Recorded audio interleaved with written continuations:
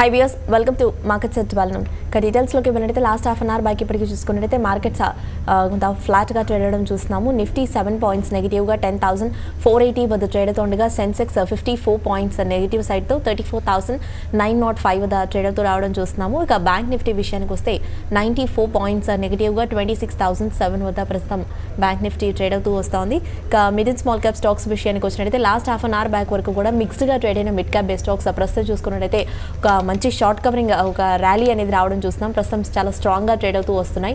Advances చూసినట్లయితే 1,116 గా trade అవుతుండగా డిక్లైన్స్ 527 గా ప్రస్తుతం ట్రేడింగ్ ని హోల్డ్ చేస్తూ వస్తున్నాయి.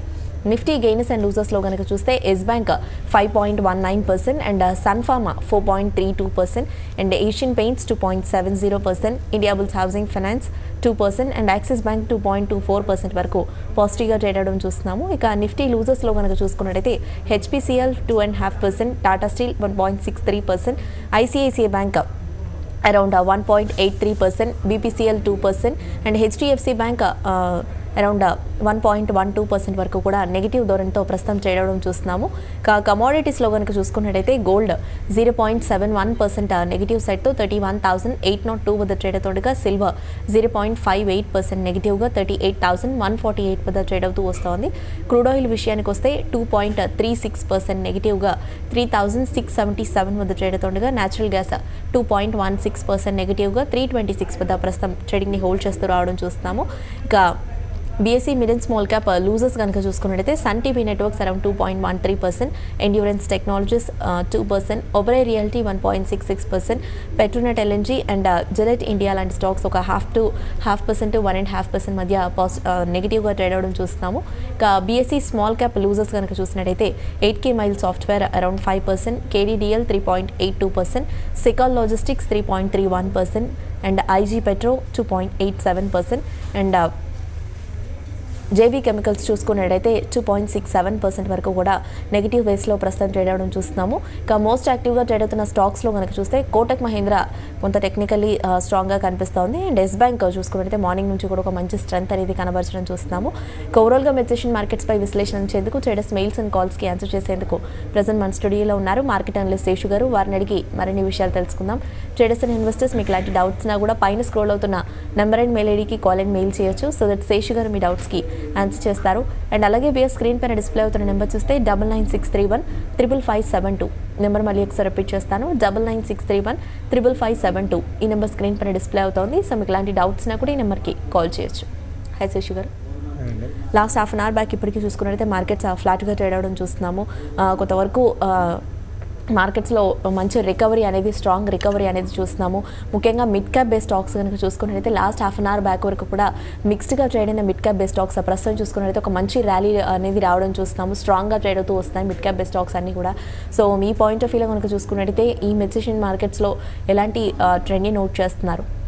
చూడండి, మార్నింగ్ నుంచి ఇప్పటి వరకు కూడా మార్కెట్ చాలా వరకు అంటే ఇప్పటివరకు ట్రేడింగ్ కానీ గమనిస్తే చాలా వరకు రికవరీ ప్రాసెస్లో మార్కెట్ ఉంది. కంటిన్యూగా రికవరీ అయింది. అంటే ఒక 150 పాయింట్ దాకా లో నుంచి మార్కెట్ రికవరీ అయింది.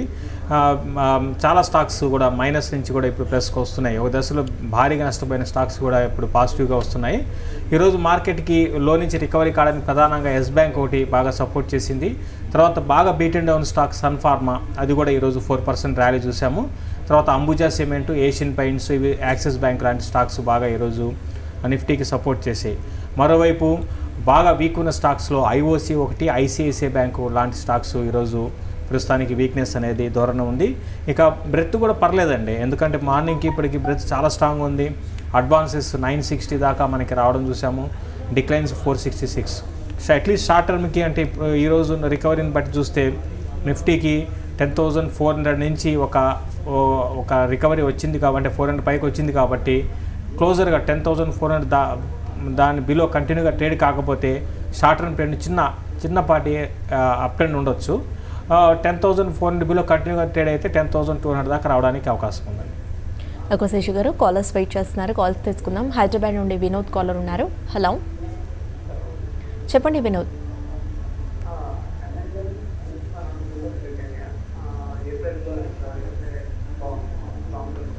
ఏమన్నారు?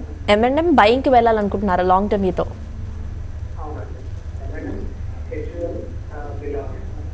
Britannia okay. M&M, HUL and Britannia Shashi గారు లాంగ్ టర్మ్ మీతో బయింగ్కి వెళ్ళాలనుకుంటున్నారు. ఒకటి M&M అయితే బిలో 700 వచ్చినప్పుడు మీరు పిక్ చేసుకోండి. అయితే ఒకే బయింగ్ పాయింట్ అనేది నేను సజెస్ట్ చేయనండి.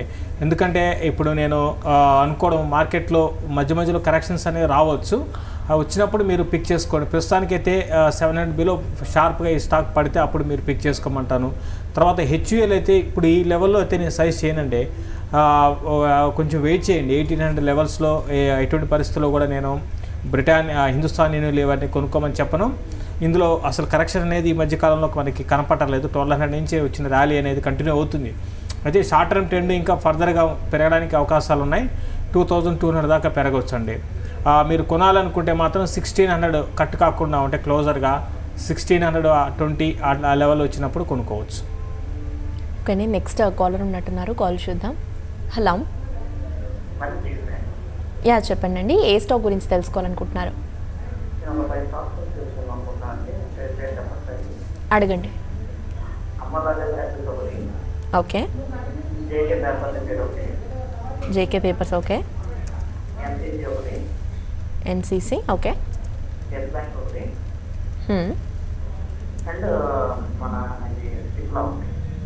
ఇవన్నీ హోల్డ్ చేస్తున్నారా, బయింగ్కి వెళ్ళాలనుకుంటున్నారా? ఓకే, ఏ స్టాక్స్ అండి? Amara Raja batteries, JK Papers, NCC, Yes bank and Cipla. అన్నీ ఓకేనండి. అయితే మీరు చిన్న మార్పు చేయండి. అమర్ రాజా బ్యాటరీస్ బదులు మీరు ఎక్సైడ్ ఇండస్ట్రీస్ వైపు వెళ్ళండి. అమర్ రాజా కన్నా ఎక్సైడ్ ఇండస్ట్రీస్ బెటర్ ఉంది, దాని వైపు వెళ్ళమంటారు. ఓకే శశి గారు, ఇక ముఖ్యంగా చూసుకున్నట్టయితే సెక్టర్స్ వైజ్లో కనుక స్టాక్స్ వైజ్లో కనుక వెళ్ళినట్టయితే ఇండియా బుల్స్ హౌసింగ్ ఫైనాన్స్ కనుక చూసుకున్నట్టయితే నిన్నంతా బాగా డౌన్ సైడ్లో ట్రేడ్ అయిన ఈ స్టాక్ ఈరోజు కనుక చూసుకున్నట్టయితే టెక్నికలీ కూడా స్ట్రాంగ్గా ట్రేడ్ అవ్వడం చూస్తున్నాము. సో ఇది కనుక చూసుకున్నట్టయితే ఈ లెవెల్ నుంచి కనుక చూసుకున్నట్టయితే ఎంతవరకు అప్ సైడ్లోకి వెళ్ళొచ్చు అంటారు? అండ్ రెసిస్టెన్స్ పరంగా చూసినట్టయితే ఎక్కడుందంటారు?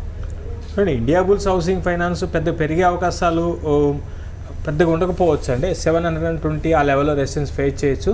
720 బిలో కంటిన్యూగా ట్రేడ్ అయితే అంటే ఈరోజు పెరిగింది అంటే లాస్ట్ ఫ్యూ డేస్గా చాలా షార్ప్ ఫాల్ దీంట్లో చూసామండి. కొంచెం షార్ట్ కవరింగ్ ఈ కౌంటర్లో ఉంది. 720 దాటితేనే ఇంకా పెరగడానికి అవకాశాలు ఉన్నాయి. నెక్స్ట్ కాల్ చూద్దాం. కర్నూలు నుండి మల్లికార్జున్ కాలర్ ఉన్నారు. హలో, యా నమస్తే మల్లికార్జున్, చెప్పండి. ఎస్ బ్యాంక్ 190లో హోల్డ్ చేస్తున్నారు.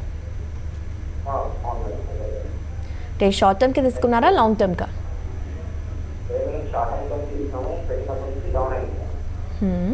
ఓకే, ఆర్కామ్ ఎంతలో తీసుకున్నారు? 74లో. 17 ఓకే.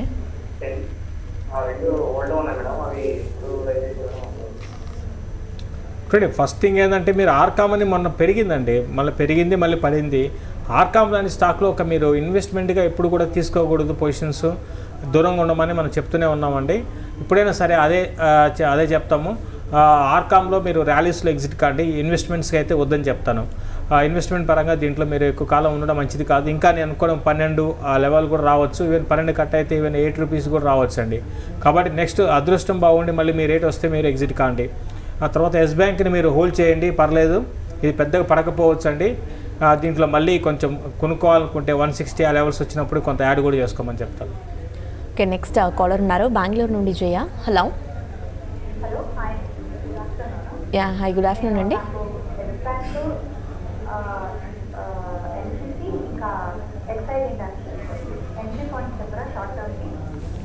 ఓకే, చూడండి ప్రస్తుతానికి ఎన్సీసీలో మీరు తీసుకొని స్టార్ట్ చేయండి, బయింగ్ స్టార్ట్ చేయండి. 80 బిలో వచ్చినప్పుడు షార్ప్గా వచ్చినప్పుడు పిక్ చేసుకోండి. షార్ట్ టర్మ్ అంటున్నారు కాబట్టి మీరు చెప్పిన స్టాక్స్ అన్నీ కూడా స్ట్రాంగ్ ఉన్నాయండి. 3 స్టాక్స్ ఎస్ బ్యాంక్, ఎన్సీసీ అంటే స్ట్రాంగ్ ఉన్నాయంటే మీరు ఇంకోటి కూడా అనొచ్చు. ఎస్ బ్యాంక్ చాలా హైయర్ నుంచి కరెక్ట్ అయింది, బాగా వీక్ ఉంది కదంటే వీక్నెస్ అయిపోయి షార్ట్ టర్మ్ ట్రెండ్ కన్సాలిడేట్ అవుతూ పెరగడానికి అవకాశం ఉంటుందండి. పెరిగే అవకాశం ఉన్న బ్యాంక్ ఇమీడియట్గా మార్కెట్ సపోర్ట్ చేస్తే ఎస్ బ్యాంకు. అదేవిధంగా ఎన్సీసీ అనేది ఒక హై బీటా స్టాక్ అండి. బాగా పడినప్పుడు పిక్ చేసుకుంటే మీకు ఈజీగా 10% గెయిన్స్ వస్తాయి. 10%లో రాగానే మీరు అమ్మేసేయాలి. అది ఎక్కడ అంటే బిలో 80 రూపీస్కి వచ్చినప్పుడు పిక్ చేసుకోమని చెప్తాను. ఈరోజు లోగా చూసుకుంటే 75. సో ఈ రోజులో నుంచే ఒక 5 రూపాయలు పెరిగింది, రేపు ఒక 4-5 రూపాయలు పెరిగితే ఎగ్జిట్ కావాలి. అట్లా ఉంటుంది ట్రెండ్. ఏదైనప్పుడు కూడా ఎన్సీసీని బిలో 80 వచ్చినప్పుడు పిక్ చేసుకోండి. నెక్స్ట్ కాలర్ ఉన్నారు మారుతి. హలో. ఓకే అండి, కాల్ డ్రాప్ అయినట్టుంది. అండ్ శశి గారు ముఖ్యంగా చూసుకున్నట్టయితే రేంజ్ బౌండ్లో ట్రేడ్ అయ్యే హెచ్డిఎఫ్సిలో చూసుకున్నట్టయితే నిన్న అండ్ ఈరోజు కొంత చిన్న కరెక్షన్ అనేది రావడం మనం చూస్తున్నాము. నిన్న ఒక 3-4% వరకు కరెక్ట్ అయిన ఈ స్టాక్లో ఈరోజు కూడా చూసుకున్నట్టయితే ఒక చిన్నపాటి కరెక్షన్ అనేది కనిపిస్తుంది. బట్ స్టిల్ ఇంకా టెక్నికలీ కూడా చూసుకున్నట్టయితే ఇది స్ట్రాంగ్గానే ఉండడం చూస్తున్నాము. సో దీని కనుక చూసుకున్నట్టయితే నెక్స్ట్ సపోర్ట్స్ అనేది ఎలా ఉన్నాయంటారు? హెచ్డిఎఫ్సి ఒకటండి. హెచ్డిఎఫ్సికి 1800 ఆ లెవెల్ బాగా సపోర్ట్ ఉందండి. 1820 బిలో పెద్దగా రాకపోవచ్చు. 1820 ఆ లెవెల్స్కి వస్తే లాంగ్ టర్మ్కి కొనుక్కోవచ్చు. ఈవెన్ షార్ట్ టర్మ్ కూడా కన్సిడర్ చేయొచ్చు. కానీ ఇందాక డ్రాప్ అయిన కాలర్ మళ్ళీ చేశారు. హలో. యా నమస్తే మారుతి, చెప్పండి.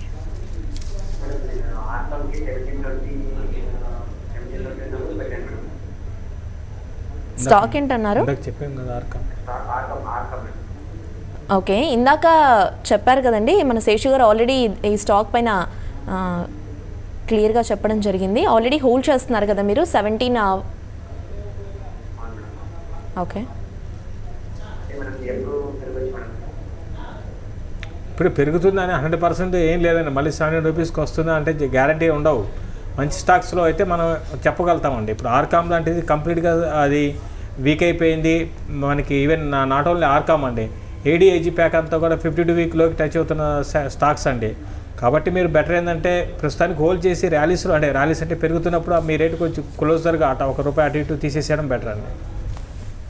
నెక్స్ట్ మెయిల్ కూడా చూద్దాము. నజీర్ బాషా మెయిల్ చేశారు.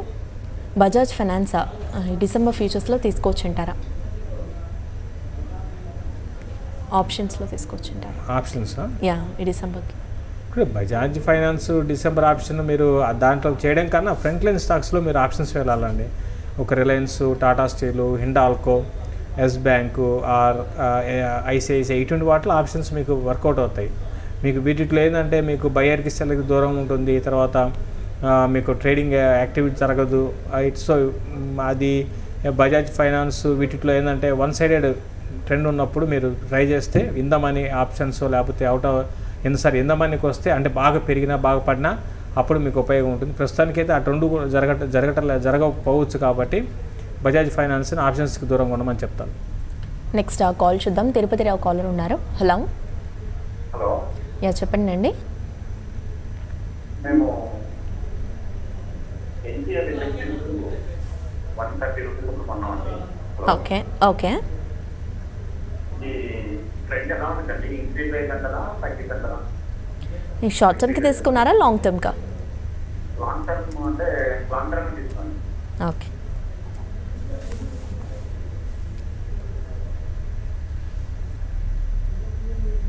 ఎన్సీఎల్ ఇండస్ట్రీస్ 130లో తీసుకున్నారు. ఎన్సీఎల్ ఇండస్ట్రీస్ మీరు హోల్డ్ చేయండి అండి. ప్రస్తుతానికి హోల్డ్ చేయండి. ఒక లాంగ్ టర్మ్కి అయితే బెటర్ అండి, బాగానే ఉండొచ్చు. ఇది కూడా 280 ఆ లెవెల్స్ నుంచి పడుతూ వస్తున్న స్టాక్ ఎక్కడ కూడా బ్రేక్ అనేది పడలేదు దీనికి ఫాల్కి. లాంగ్ టర్మ్కి అయితే కంటిన్యూ చేయండి. కానీ నెక్స్ట్ మెయిల్ చూద్దాం. రాఘవేంద్ర మెయిల్ చేశారు. కోటక్ మహీంద్రా 1198లో ఇంట్రాడే కోసం తీసుకున్నాను. ఇది హోల్డ్ చేయమంటారా, ఎగ్జిట్ అవ్వమంటారా? ఉన్నారా? యా. ఎంతలో అంటే 1198 ఇంట్రాడేకి. 1000 1198 ఏమో. ఓకే, 1198 అని నేను అనుకుంటున్నాను. ప్రస్తుతానికైతే హోల్డ్ చేయండి. అట్ ద సేమ్ టైం మీరు ఇంట్రాడేకి అయితే కొంచెం కష్టం అండి. అయితే స్టాక్ మంచి రికవరీ వచ్చింది లో నుంచి. 1192 ఆ లెవెల్ పైన సస్టైన్ అయితే కొంచెం 98, 1200 దాకా రావచ్చు. ఏదైనా చెప్పడం కష్టం అండి. ఇది ఇక్కడెక్కడే ఉంటుంది. పెద్దగా పెరగడం పెద్దగా పడుతుంది కూడా అనుకోను. బాబా సాయి మెయిల్ చేశారు. దీపక్ ఫర్టిలైజర్స్ 300లో తీసుకున్నాను. ఇది యావరేజింగ్కి ఏమైనా వెళ్ళమంటారా లేదంటే ఇంకా హోల్డ్ చేయమంటారా? 1 to 2 years హోల్డ్ చేయగలుగుతాను అని అడుగుతాను. దీపక్ ఫెర్టిలైజర్స్ ఒక లాంగ్ టర్మ్ వ్యూతో మీరు యావరేజ్ చేయొచ్చండి. అయితే ఇప్పుడే అంటే ఈ రోజుకి చేయమని కాదు, కరెక్షన్స్లో మీరు దీపక్ ఫెర్టిలైజర్స్ని ఒక 2 years ఉద్దేశం ఉంటే యావరేజ్ చేయొచ్చు. కానీ లాస్ట్ మెయిల్ చూద్దాం. పవన్ కుమార్ మెయిల్ చేశారు. Mothers and Sumi and Ashok Leyland 2 to 3 years వీతో యావరేజ్ చేసుకోవచ్చు అంటారా? అండ్ ట్రైడెంట్ ప్రజెంట్ లెవెల్లో 3 to 5 years వీతో బయింగ్కి వెళ్ళమంటారా? ఓకే, మీ స్టాక్స్ అన్నీ కూడా ఒక 2-3 ఏళ్ళు ఉద్దేశం ఉంటే కొనుక్కునే స్టాక్స్ ఏనండి, కొనుక్కోవచ్చు. శేషుగారిక ఫైనలీ మార్కెట్స్ ట్రెండ్లో కనుక చూసుకున్నట్టయితే మనకి మార్కెట్స్లో ఇంకా కొంతవరకు చూసుకున్నట్టయితే ఫ్లాట్ ట్రెండ్ అనేది కనిపిస్తూ ఉంది. సో బట్ ప్రోగ్రామ్ స్టార్ట్ అయినప్పటికీ ఇప్పటికీ చూసుకున్నట్టయితే ఒక ఫ్యూ పాయింట్స్ అగైన్ కరెక్షన్ అనేది రావడం చూస్తున్నాము. So on the note second half markets trend అనేది ఎలా ఉండే ఛాన్సెస్ ఉన్నాయంటారు శేషు గారు మీ పాయింట్ ఆఫ్ వ్యూలో? సో ఇదే విధమైన ట్రెండ్ అనేది కంటిన్యూ కావచ్చు అండి. అంటే ఇప్పుడు ఏవైతే నెగిటివ్స్ వచ్చాయో మార్కెట్స్కి, అటు ఆర్బీఐ గవర్నరు లేదా మనకి స్టేట్ ఎలక్షన్స్, అవన్నీ కూడా మార్కెట్ చాలా మటుకు డిస్కౌంట్ చేసింది. బట్ మధ్యలో అట్లనే బాగా పెరిగిపోతుందని చెప్పను, డిప్స్ ఉంటాయి మధ్యలో. ఓవరాల్ ట్రెండ్ అయితే కన్సాలిడేషన్లోకి రావచ్చు, కొంచెం డౌన్ సైడ్ ఉండొచ్చు. థ్యాంక్ యూ శేషు గారు. So weirs present markets trend చూస్తే నిఫ్టీ 41 పాయింట్స్ నెగిటివ్గా 10,447 వద్ద ట్రేడ్ అవుతుండగా సెన్సెక్స్ 157 పాయింట్స్ నెగిటివ్గా 34,802 వద్ద ట్రేడ్ అవుతూ వస్తోంది.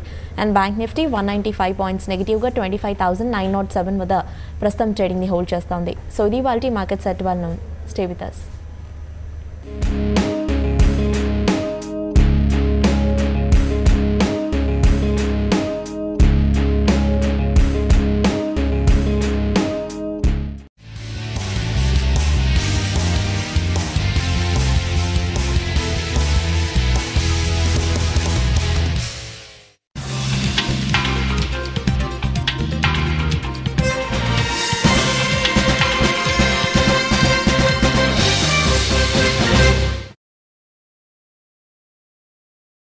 ఇస్తుందో మీరే చూసుకోవాలి.